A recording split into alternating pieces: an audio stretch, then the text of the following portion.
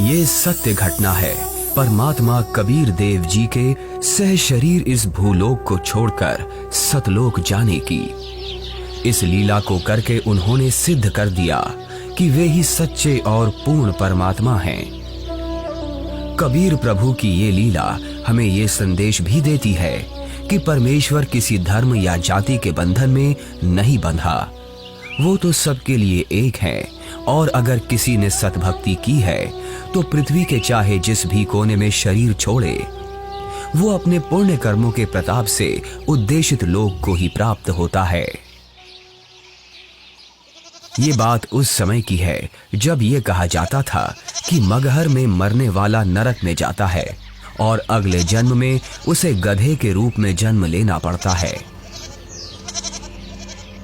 इसके अलावा ये भी कहते हैं कि अगर किसी को मोक्ष चाहिए तो उसे काशी आना चाहिए और वहीं अपने प्राण त्यागने चाहिए, जिस कारण से मोक्ष अभिलाषी वृद्ध लोग अपना अंतिम समय अपने अपने पुरोहितों के घर काशी व्यतीत करने के लिए, निवास करने के लिए आने लगे तथा पुरोहितों को उनके खाने के रुपए तथा पुरोहितों की पूजा अलग से प्रति महीना देने लगे, जिस लालचवश काशी के पंडों ने वृद्धों को अपने अपने घर पेइंग गेस्ट के रूप में रखने लगे। एक एक पुरोहित के घर 10-10 वृद्ध हो गए।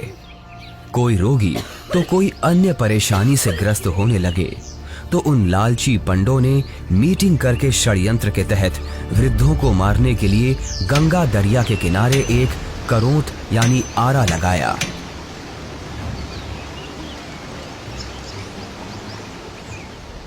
भ्रम फैलाया गया कि जो शीघ्र स्वर्ग जाना चाहता है तो इतने रुपए पूजा, जो उस समय की अधिकतम राशि थी, जमा कराओ।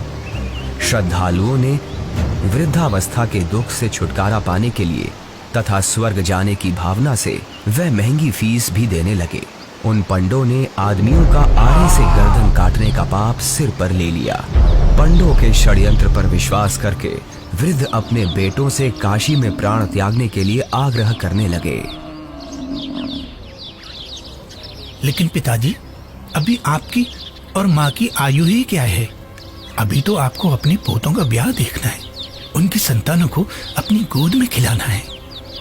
देख बेटा, जिंदगी जीने का लालच तो कभी खत्म नहीं होता, और वैसे भी अपने जीवन में हमने अपनी सारी जिम्मेदारियों को पूरा कर लिया। अब जब भगवान के पास जाना ही है तो देर क्यों करना? हमें काशी में पवित्र करौंत लेने में स्वर्ग की प्राप्ति होगी। लेकिन पिताजी, काशी में लगे उस करौत के नीचे आकर मरना तो आत्मदाह हुआ ना? अगर उस आत्मदाह से ईश्वर मिलते हो तो क्यों ना आत्मदाह किया जाए? और वैसे भी यहाँ मगहर में मरने से तो हमें मोक्ष मिलेगा नहीं। अगर हम यहाँ मरे तो अगले जन्म में हमें गधे के रूप में जन्म लेना पड़ेगा। क्या तू चाहता है कि तेरे माता पिता का अगला जन्म गधे के रूप में हो? जितनी जल्दी हम काशी जाकर करौंत के नीचे मरेंगे उतनी जल्दी ही मोक्ष मिलेगा। लेकिन पिताजी। बस बेटा, तू हमारे साथ काशी चलकर वहां हमारी करौंत के नीचे आकर प्राण त्यागने की व्यवस्था कर दे। रामशंकर अपने माता पिताजी के साथ काशी के घाट पर पहुंचते हैं। वो उस घाट पर भी पहुंचे जहां करौंत लगा हुआ है। करौंत से थोड़ी दूर पर ही खड़े होकर वो सभी देखते हैं कि गंगा नदी के किनारे करौंत वाली जगह है। उसका हैंडल करौंत से थोड़ी दूर पर एक मंदिर के पास है जो गुप्त है। हे ब्राह्मण, मुझे भी मोक्ष को प्राप्त करना है। ये काशी है और यहाँ मरने वाला हर व्यक्ति मोक्ष के लिए ही आता है। लेकिन मैंने अपने जीवन में बहुत सारे पाप कर्म किए हैं। इससे कोई फर्क नहीं पड़ता है कि मरने वाला व्यक्ति पापात्मा है या पुण्यात्मा। काशी में मरने वाला हर व्यक्ति स्वर्ग को जाता है और मगहर में मरने वाला हर व्यक्ति नरक को प्राप्त करता है। ठीक है, मुझे भी इस आरे के नीचे आकर स्वर्ग जाना है। 50 मोहरें लगेंगी। ये लो। ठीक है, तुम तख्त पर लेट जाओ। मैं भगवान से प्रार्थना करता हूँ कि वो आपको स्वर्ग में जगह दे। हे परमात्मा, इस आत्मा को अपने चरणों में स्वर्ग में स्थान देना। बहुत सारे लोग मोक्ष के लालच में पैसे देकर आरे से कट रहे थे। कुछ माता पिता अपने पुत्रों से अनुरोध कर रहे थे कि हमें भी आरे से कटवा दो ताकि हम जल्दी स्वर्ग चले जाएं। इस प्रकार रामशंकर भी लाइन में लगकर करौंद के पास आता है और अपने पिताजी को करौंद पर गर्दन रखते हुए देखता है। तभी पंडा इशारा करता है। दूसरा पंडा हैंडल घुमाता है, लेकिन हैंडल उलझ जाता है। थोड़ी देर बाद पंडा कहता है कि अभी भगवान ने आपकी कुर्बानी स्वीकार नहीं की है, कुछ दिन बाद फिर से आना। तभी हैंडल घुमाने वाला पंडा करौंद को ठीक करके इशारा करता है कि अब करौंद ठीक है, अगले का नंबर लगाओ। इस तरह फिर उनकी माता का नंबर आता है। उनकी गर्दन कट जाती है।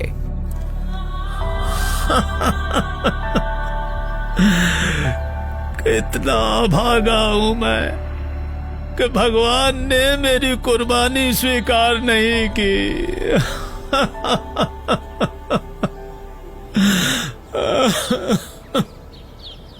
कबीर परमेश्वर जी इस भ्रम को दूर करना चाहते थे कि सच्चा भक्त किसी भी स्थान पर प्राण त्यागे वह उद्देशित लोक को प्राप्त होता है।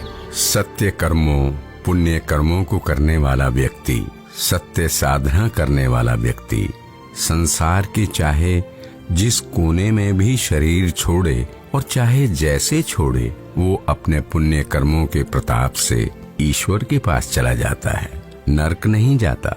लेकिन दुष्कर्मों को करने वाला इंसान चाहे जहां भी मरे, चाहे काशी हो चाहे मगहर, उसे नरक की ही प्राप्ति होती है। सतलोक को प्राप्त करने के लिए पुण्य कर्म जरूरी हैं, ना कि काशी क्रोध के नीचे मरना। कबीर जी क्षमा कीजिए, लेकिन हम इस बात से सहमत नहीं हैं कि पुण्य कर्मों को करने वाला व्यक्ति चाहे काशी में मरे या मगहर मरे, उसे स्वर्ग की ही प्राप्ति होगी। सत्य ये है कि अगर कोई भी व्यक्ति काशी में मरता है तो वो चाहे पुण्यकर्मी व्यक्ति हो या पापकर्मी, उसे स्वर्ग की ही प्राप्ति होगी। और अगर कोई व्यक्ति मगहर में मरता है तो वो चाहे पुण्यकर्मी हो या पापकर्मी, उसे नरक की ही प्राप्ति होगी। और इतना ही नहीं, मगहर में मरने वाला अगले जन्म में गधे के रूप में ही जन्म लेगा, ये भी निश्चित है। उस व्यक्ति को भी स्वर्ग की प्राप्ति नहीं होगी।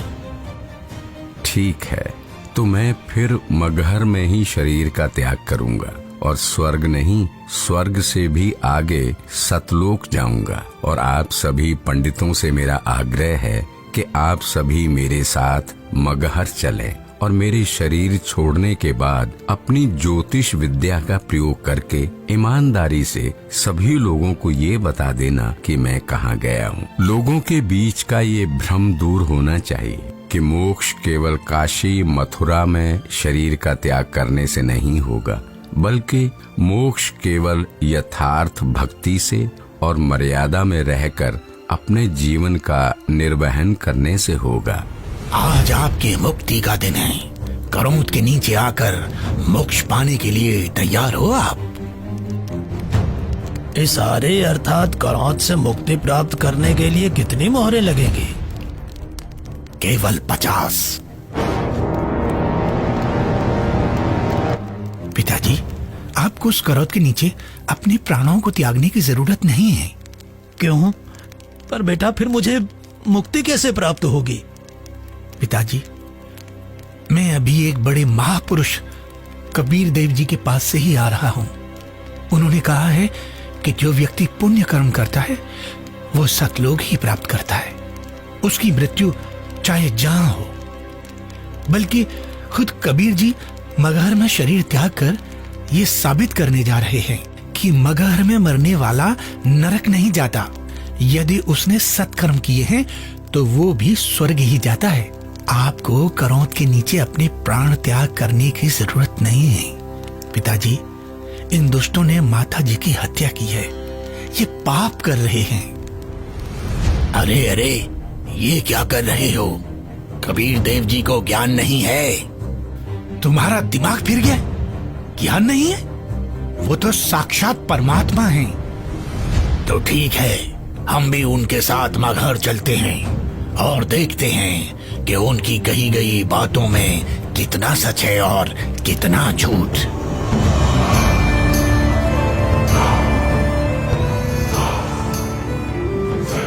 वीर देव सिंह बघेल जी की जय।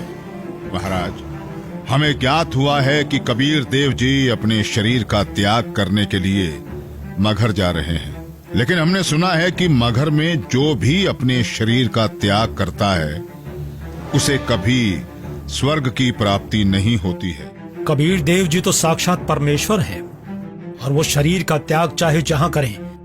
ये मगहर में प्राणों को त्यागने की लीला वो इसलिए कर रहे हैं जिससे जनमानस को ये संदेश दिया जा सके कि आपको स्वर्ग की प्राप्ति होगी या नहीं, ये आपके पुण्य कर्मों पर निर्भर करता है, न कि मरण के स्थान पर।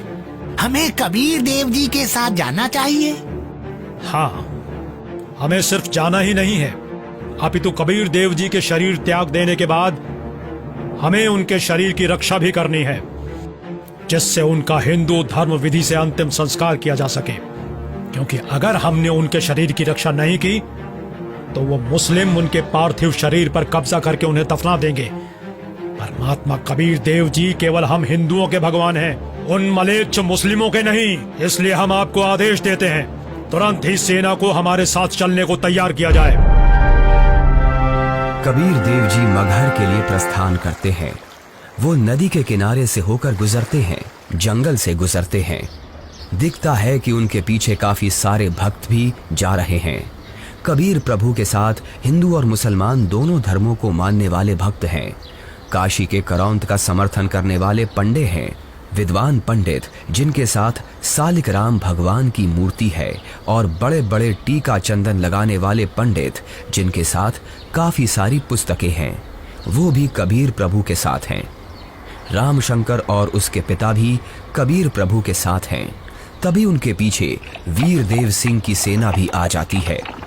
वीर देव सिंह कबीर देव जी को प्रणाम करते हैं। कबीर प्रभु के पीछे काफी सारे भक्त और सेना भी चल रही है।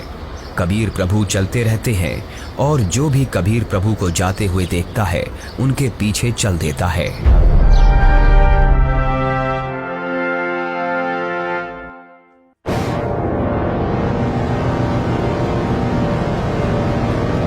सलाम वालेकुम नवाब बिजली खान पठान साहब। वालेकुम अस्सलाम। कहिए, क्या खबर है? जी नवाब साहब, हमें पता चला है कि खुदा के रूप हमारे पीर कबीर जी महाराज मगहर आ रहे हैं, और सुना है कि वो यहाँ अपनी रूह को अपने जिस्म से आजाद करके सतलोक को रवाना हो जाएंगे। क्या? फिर तो हमें इसी पल कबीर जी के पास पहुंचना होगा, और कबीर जी की रूह के इस दुनिया से जाने के बाद उनके जिस्म को अपने कब्जे में लेकर इस्लाम के रिवाजों से उनके शरीर को धरती में दफन करना चाहिए।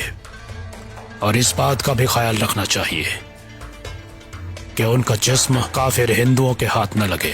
जी नवाब साहब, ऐसा ही होना चाहिए। सेना को हमारे साथ कबीर जी के पास चलने के लिए फौरन तैयार किया जाए, लेकिन कबीर जी को इस बात की अभी भनक न लगे।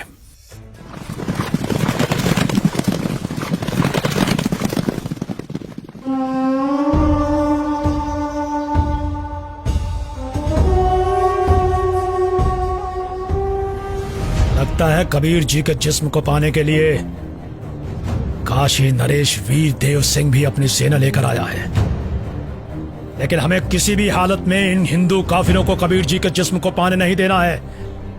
आपके आने का मकसद हमें पता चल गया। पीर जी, बिजली खान आपकी क्या खिदमत कर सकता है? मैं अपना शरीर त्याग करने से पहले स्नान करना चाहता हूँ। जी, हम अभी आपके नहाने के लिए साफ पानी की व्यवस्था करते हैं। नहीं, मैं किसी बहते पानी के दरिया में स्नान करूंगा। बिजली खान। पीर जी, यहाँ एक दरिया बहता था जिसका नाम आमी नदी था, लेकिन पीर जी शंकर भगवान के श्राप के कारण उसका पानी अब एकदम सूख चुका है। चलो दिखाओ मुझे वो आमी नदी कहाँ है। जी पीर जी, चलिए। कबीर देव जी, वीर देव सिंह, बिजली खान और उनके सेना और बाकी के भक्त उस आमी नदी के पास पहुंच गए। कबीर देव जी ने उस सूखी हुई नदी को देखा। कबीर देव जी ने अपने हाथ जोड़कर प्रार्थना की और फिर अपने हाथों को हवा में ऐसे लहराया जैसे कि वो नदी को बहने का इशारा कर रहे हों। कबीर प्रभु के ऐसे इशारा करते ही थोड़ी दूर पर नदी की ही जगह पर एक जोर से धमाका हुआ और धरती के अंदर से पानी का सैलाब निकला। ये देखकर सभी लोग चौंक जाते हैं और सभी भक्ति भाव से भरकर कबीर प्रभु को देखते हैं और अपने हाथ जोड़ लेते हैं। पूरी नदी में पानी भर जाता है। सभी लोग खुश हो जाते हैं। कबीर प्रभु की जय, कबीर प्रभु की जय, कबीर प्रभु की जय। आदेश दें प्रभु। हुक्म दे मालिक। मुझे 2 सफेद चादरें चाहिए, एक बिछाऊंगा और एक ओढ़ूंगा। जो आज्ञा प्रभु। इसी क्षण 2 सफेद चादर यहाँ लाई जाएं। कोई और आदेश दें प्रभु। बिजली खान, तुम सेना किस लिए लाए हो? वीर देव, तुम किस लिए सेना लाए हो? प्रभु जी, हम आपके शरीर को इतना मलिच्छ मुसलमानों के हाथ नहीं लगने देंगे। इन्होंने अगर आपके शरीर को छू तक भी दिया तो इनमें से कोई भी जीवित नहीं बचेगा। हम आपका अंतिम संस्कार हिंदू रीति रिवाजों से करेंगे। तो हमने भी चूड़ियां नहीं पहन रखी हैं। हम भी अपने अल्लाह के स्वरूप पीर कबीर जी का जिस्म हिंदू काफिरों को नहीं देंगे और इस्लामी तरीके से पीर जी का शरीर को दफन करेंगे। और अगर ऐसा नहीं हुआ तो इसका अंजाम बहुत बुरा होगा।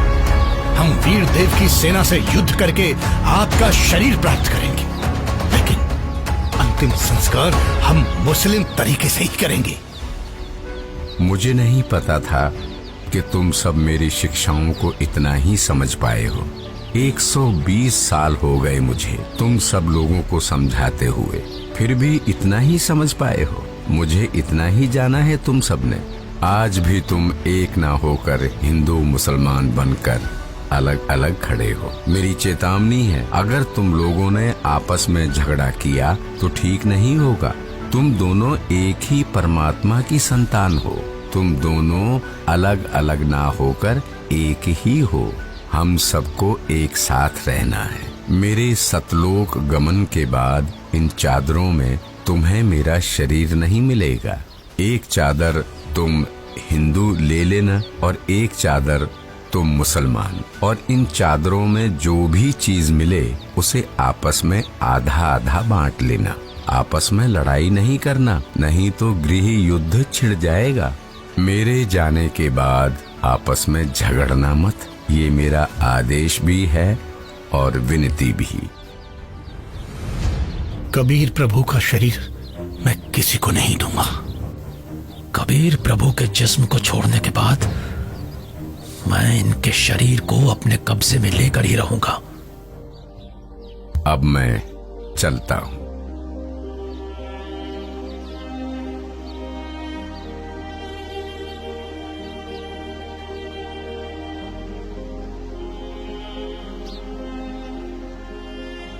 देखो ब्राह्मणों, मैं जा रहा हूं सतलोक, इस पृथ्वी से और तुम्हारे स्वर्ग से शंखों कोस दूर।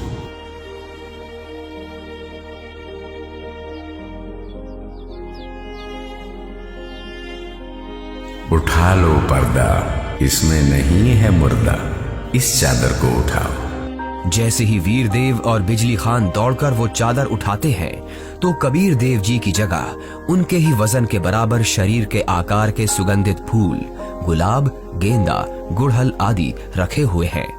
ये देखकर सभी लोग चौंक जाते हैं। सभी लोग हाथ जोड़ लेते हैं। अब वीर देव की आंखों से आंसू निकलते हैं। बिजली खान की आंखें भी नम होती हैं। दोनों एक दूसरे को देखते हैं और आपस में एक दूसरे को गले लगाकर रोने लगते हैं। दोनों सेनाओं के सिपाही भी एक दूसरे को देखते हैं। वहां खड़े ब्राह्मण लोगों की भी आंखों से आंसू गिरने लगते हैं। रामशंकर और उसके पिता के भी आंसू गिरते हैं। सभी लोग एक साथ कबीर देव जी के नाम का नारा लगाने लगते हैं। कबीर प्रभु की जय, कबीर प्रभु की जय।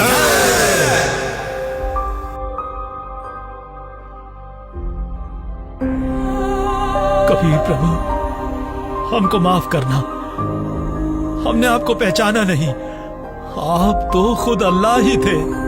बहुत बड़ी गलती हो गई हमसे, हमने भगवान को नहीं पहचाना। कबीर प्रभु की बात हमने नहीं मानी। अब हम सब एक होकर रहेंगे और उनकी कही सारी बातें मानेंगे। या अल्लाह, माफ कर हमें। भगवान माफ करो हमें। कबीर भगवान हमें माफ करो। भगवान हमें माफ करो। फिर हिंदू और मुसलमानों ने आपस में वो फूल बांट लिए और मगहर में ही कबीर प्रभु की याद में 2 अलग अलग स्थानों का निर्माण किया। और फिर उन्हीं में से कुछ फूल लाकर वीर देव सिंह ने काशी में चौरा का भी कबीर प्रभु जी के स्थान का निर्माण किया। उसे कबीर चौरा नाम से जाना जाता है। वहां पर कबीर पंथ का बहुत बड़ा आश्रम बना है। कबीर प्रभु जी ही सच्चे और पूर्ण परमात्मा हैं, जिन्होंने हम सबको रंग भेद, जाति धर्म भेद आदि के आधार पर न बंटकर एकजुट रहना सिखाया। परमात्मा एक विशेष जाति या समूह का नहीं होता। परमात्मा तो सबका एक है, जिसका नाम कबीर देव है। ये 2D एनिमेशन संत रामपाल जी महाराज के सत्संग प्रवचनों का अंश मात्र है। संपूर्ण आध्यात्मिक ज्ञान प्राप्त करने के लिए अवश्य सुनिए संत रामपाल जी महाराज जी के मंगल प्रवचन। आप संत रामपाल जी महाराज जी के मंगल प्रवचन संत रामपाल जी महाराज एप्लीकेशन पर भी सुन सकते हैं तथा उनके द्वारा लिखी पुस्तकें भी डाउनलोड कर सकते हैं।